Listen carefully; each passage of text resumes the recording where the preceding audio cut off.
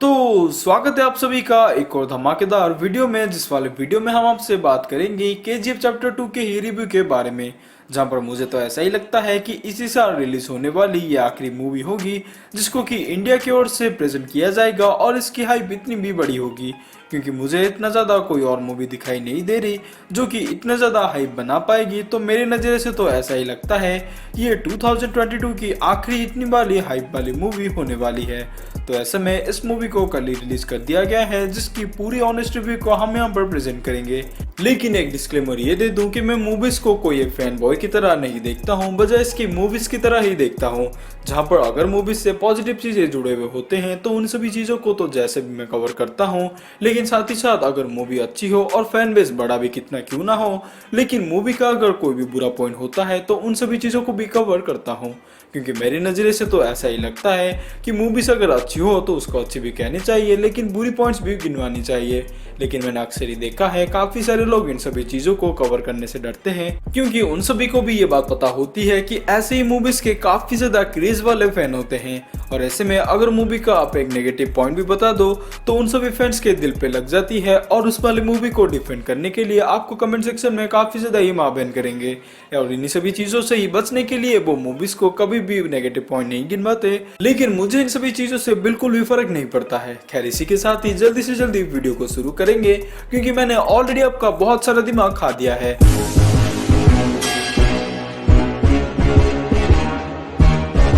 तो सबसे पहले मूवी के बारे में थोड़ा बात कर लेते हैं, जहां पर इसी मूवी को ही आपको पूरा समझने के लिए इसकी पहली मूवी को देखना होगा। जहां पर आप कह सकते हैं कि उसी वाली मूवी को देखने के बाद ही काफी सारे हिडन रेफरेंसेस और कैरेक्टर के बारे में भी आपको पता चलेगा कि उन सब का रोल पिछले वाले मूवीज में कैसा था, और वो विलन के साइड थे या फिर हीरो के साइड। तो जैसे भी इस मूवी को देखने से पहले केजीएफ चैप्टर 1 को भी देख लेना, वरना आपको इस मूवी का प्रॉपर एंजॉयमेंट नहीं मिलेगा। और अगर एंजॉयमेंट की बात आ ही चुकी है तो मैं आपको क्लियर करवा दूं कि आपने अगर इसके चैप्टर 1 को काफी ज्यादा ही पसंद किया था तो ये एक प्रॉपर सी ट्रीट की तरह होने वाली है, जहां पर ऐसे ऐसे सीन्स भी इसमें डाले गए होंगे जिन सभी चीजों को देखकर आप तो लॉजिकलेस फील ही करते हो, लेकिन एंटरटेनमेंट के लिए अगर आप उन सभी चीजों को देखो तो वो काफी ज्यादा ही एंटरटेन फील होती है। और ऐसे ऐसे सीन्स भी इसमें डाले गए हैं जिनको देखकर आप पूरा सीट के एड्स पर ही बैठ जाते हो, क्योंकि हर 10 मिनट में मूवी का ऐसे एक्शन सीन भरा हुआ होता है, और ऐसे ऐसे वन लाइनर डायलॉग भी इसमें डाले गए हैं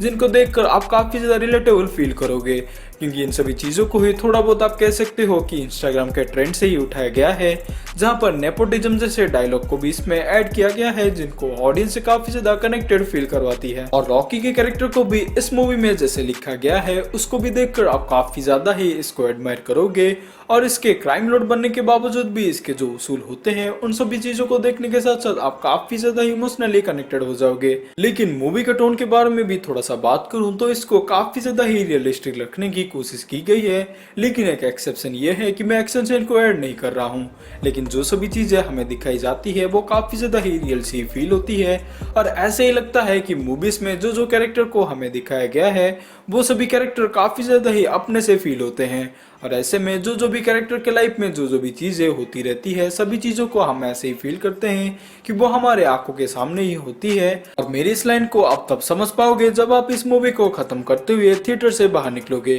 क्योंकि जो जो भी कैरेक्टर के बारे में हमें दिखाया गया होगा सभी चीजों के बारे में हमारे दिमाग में ऐसे ही चलता रहता है, और मूवीज को आप काफी ज्यादा ही एंजॉय करने के बावजूद मूवी को डिसअपॉइंटमेंट के साथ ही बाहर निकलोगे। लेकिन ये एक पॉजिटिव टोन में था, जहां पर मैं सिर्फ कैरेक्टर के बारे में ही बात कर रहा हूं कि जब यश का कैरेक्टर मर जाएगा तो आपको इसका ही रिग्रेट सताता रहेगा कि आखिरकार हम इस कैरेक्टर को मरते हुए क्यों दिखाया गया,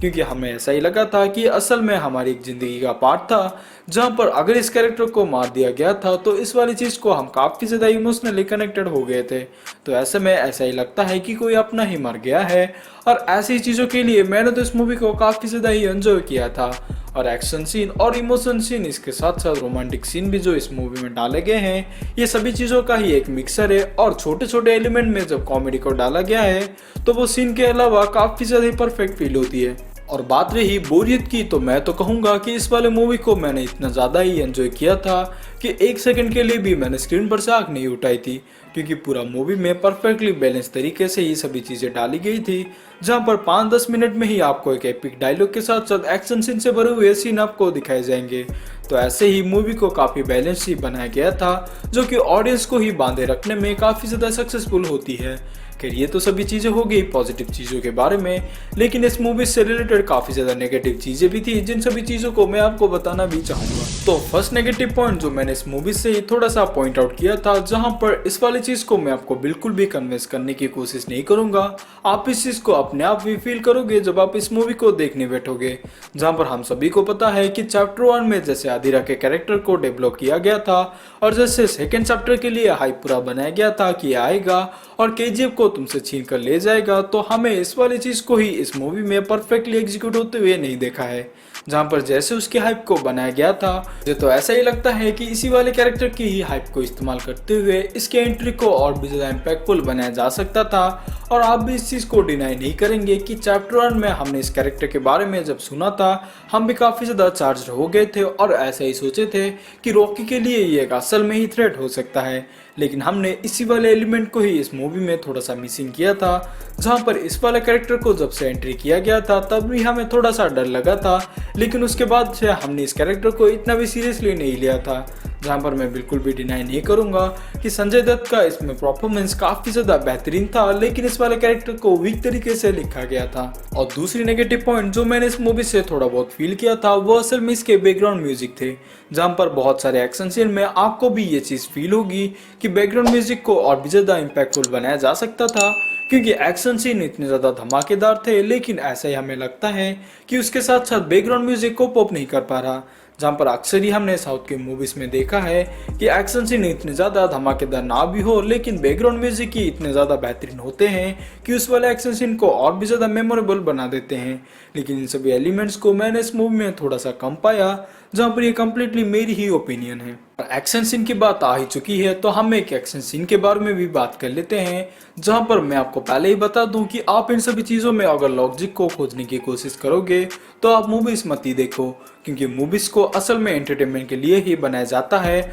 और ऐसे ही रियलिटी से थोड़ा सा डिफरेंट दिखाने के लिए एक्शन सीन को बड़ा चढ़कर दिखाया जाता है। लेकिन आप इन सभी चीज़ों को देखकर ट्रोल करते हो और हॉलीवुड की मूवीज को देखकर काफ़ी ज़्यादा एंजॉय करते हो, तो आपके लिए इंडियन मूवीज ही नहीं बनी है और आप भी इस मूवी को मत ही देखो। लेकिन बात करते हैं वही वाले कार चेजिंग के सीन के बारे में, पर मुझे तो इस वाले सीन में एडिटर का काम काफ़ी ज़्यादा ही बकवास लगा। जहाँ पर मैं भी इस चीज़ को थोड़ा सा एक्सेप्ट करता हूँ कि नई चीज़ों को ही ट्राई करने की कोशिश की जा रही थी, लेकिन आप ही सोचिए 5 मिनट के सीन में अगर 20 बार ही कट दे दिया जाए और स्क्रीन को एकदम ही ब्लैकआउट कर दिया जाए, तो आप उस सीन को कैसे ही एंजॉय करोगे। तो ऐसे ही इस वाले एक्शन सीन को पूरा ही लिखा गया था, लेकिन एडिटर ने इस वाली चीज़ को ही बिल्कुल भी क्रिंज बना दिया। और बात करें इसके लास्ट पॉइंट के बारे में, तो मैं आपको पहले वापस से बता दूं कि कम दिमाग वाले डाई हार्ड फैन को ये थोड़ा सा दिल पर लग सकता है, क्योंकि रियलिटी उनको हजम नहीं होगी। जहाँ पर मैं आपको बता दूं कि असल में कोई मूवी नहीं थी, बजाय इसकी मूवी को देखकर हमें ऐसा ही फील होता है कि मूवी असल में कोई एक वीडियो की कंपाइलेशन थी, जहाँ पर काफ़ी सारे सीन को कनेक्टेड करते हुए एक कंपाइलेशन वीडियो को ही प्रेजेंट कर दिया गया है। क्योंकि मेन प्लॉट जो मूवी का चला था और जिसको चैप्टर 1 से ही कनेक्टेड किया जाने वाला था, उसी वाले चीज़ से ये काफ़ी ज़्यादा डिफरेंट हट जाती है और बहुत सारे ऐसे भी सीन्स इसमें डाले गए थे जो कि मेन ट्रैक से ही थोड़ा सा डिफरेंट चलते हैं। जहाँ पर ऐसा भी हमें लगता है कि असल में मूवी के प्लॉट को डिसाइड करने के लिए काफ़ी ज़्यादा दिक्कतें आई होगी, तो इसीलिए ही उन्होंने सोचा होगा क्यों ना बहुत सारे सीन को ही बना दिया जाए जो कि फैन देखकर काफ़ी ज़्यादा उसको एंजॉय करेंगे, लेकिन उन सभी चीज़ों को बाद में पूरा कनेक्टेड करवाते हुए एक ही स्टोरी का पार्ट करते हुए दिखाया जाएगा। जहाँ पर मुझे इस चीज़ को देखकर काफ़ी ज़्यादा डिसअपॉइंटमेंट फील हुई, क्योंकि मूवी के काफ़ी सीन पर स्टोरी ऐसी लगती है कि जो कंटिन्यूएशन को चैप्टर 1 से ही कनेक्टेड किया जाने वाला था, उसको सिर्फ मूवी की स्टार्टिंग में और मूवी के एंड में ही रखा गया है, लेकिन बीच में बहुत सारे ऐसे भी सीन या फिर स्टोरी चलते हैं जो कि ट्रैक से बिल्कुल ही हटा देती है। और बात रही इसके ही मूवी के थर्ड पार्ट के बारे में, जहाँ पर इसके ही एक पोस्ट क्रेडिट सीन की तरह ही इसको डाला गया है और उसमें ऐसा टीज किया गया है कि इसकी स्टोरी को वापस से चैप्टर 3 में कंटिन्यू किया जाएगा, जहां पर इस वाले मूवी को ऐसे ही प्रेजेंट किया जाएगा कि असल में जो भी इवेंट्स यस ने करे होंगे, सॉरी रॉकी ने करे होंगे, उन सभी इवेंट्स को जो अनटोल्ड रखा गया था उसी वाली स्टोरी को ही चैप्टर 3 में कंटिन्यू किया जाएगा। लेकिन उस वाली चीज को हम कोई डिफरेंट सी वीडियो में पूरा विस्तार से बात करेंगे, लेकिन इस वाले वीडियो से हम यहीं पर ही विदा लेते हैं क्योंकि वीडियो यहीं तक की थी। और अगर आपने हमारे चैनल की ये फर्स्ट वीडियो देखी है तो मैं आपको बता दूं कि हम असल में मार्वल और डीसी के न्यूज़ को ही काफी ज्यादा डिस्कस करते हैं और हमारे चैनल की शुरुआत भी इन्हीं सभी कंटेंट से हुई थी। लेकिन धीरे धीरे हम उन सभी मूवीज पर भी थोड़ा सा फोकस कर रहे हैं जिनकी फैन फॉलोइंग काफी ज्यादा होती है और उन सब के बारे में भी जानना अगर आपको अच्छा लगता है तो हमारे इस वाले वीडियो को आप जैसे भी सब्सक्राइब कर देना। और मेजरली आपको अगर मार्वल या डीसी में आपको ज्यादा इंटरेस्ट है तो हमारे चैनल को जैसे भी सब्सक्राइब कर देना क्योंकि रोज ही हम ऐसे कंटेंट्स लेकर आते रहते हैं। तो इसी के साथ मैं आपसे विदा लेता हूँ। मैं मिलूंगा आपसे किसी दूसरे वीडियो में किसी दूसरे टॉपिक के साथ। तब तक के लिए अपना ख्याल रखे, बाय।